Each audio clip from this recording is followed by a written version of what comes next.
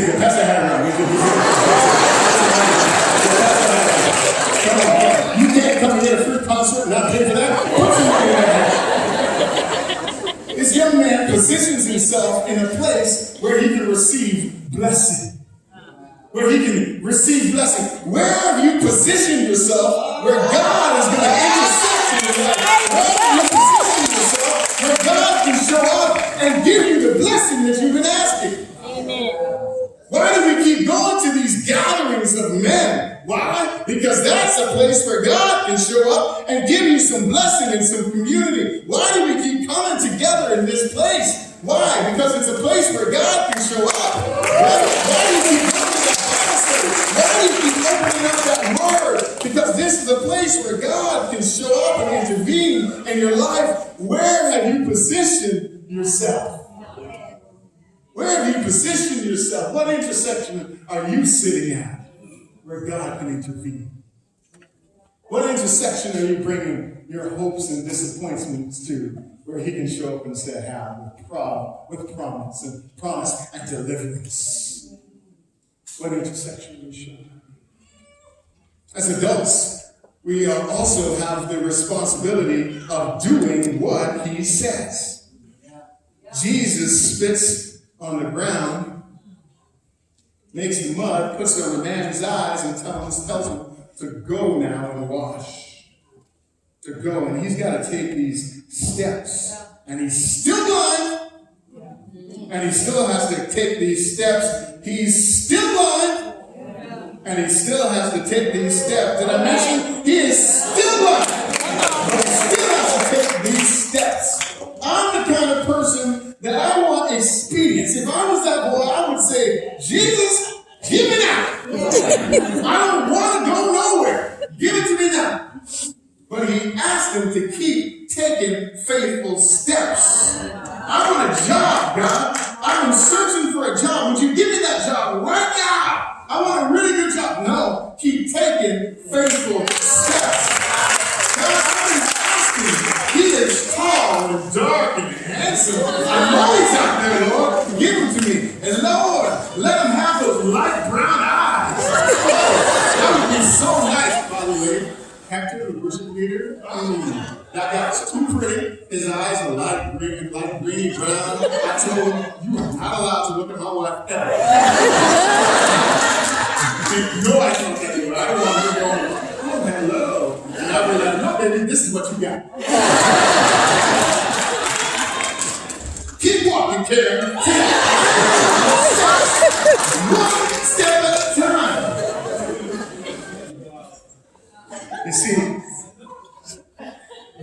it's when he did what he said. It's when he did what he said that he received. You see, it was on the other side of obedience that he received the blessing. It's on the other side of obedience. What has God called you to that you need to take another faithful step so that you can receive the blessing that he has for you? It's on the other side of obedience. Do what he says. Amen. As adults, we have a responsibility to do what he says. As adults, we can also join Christ on mission. I love this. This young guy says to the Pharisees, do you want to be his disciples too? Oh, I love that. He has received sight. I think there's a deeper sight that he received. Yeah. And he has this insight now, and he says to them, why are you asking? Why do you keep asking? You keep asking. Is it because you want to be his disciples too? People will ask, and they'll keep asking. I'm playing pickleball. Still.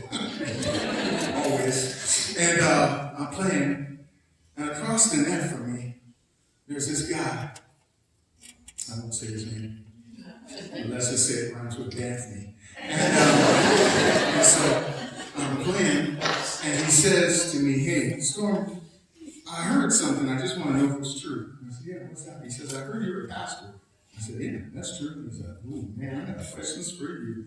I'm like, okay, sure. What's the question? He said, first question is, how do you believe that crap? I'm like, I got a question for you.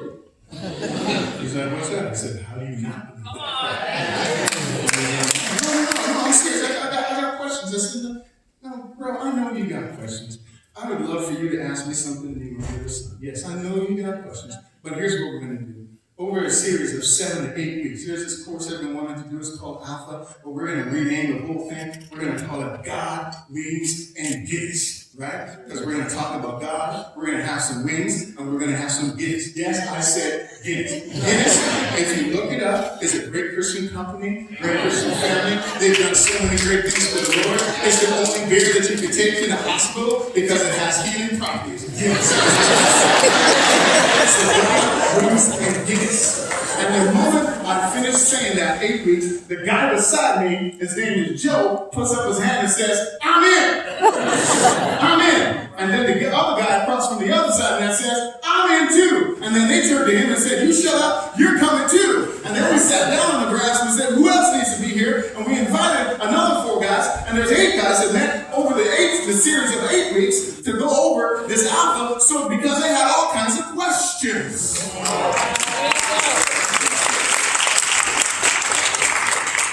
Always be prepared to give a reason for the hope that you have. Yeah. Somebody's going to ask you a question.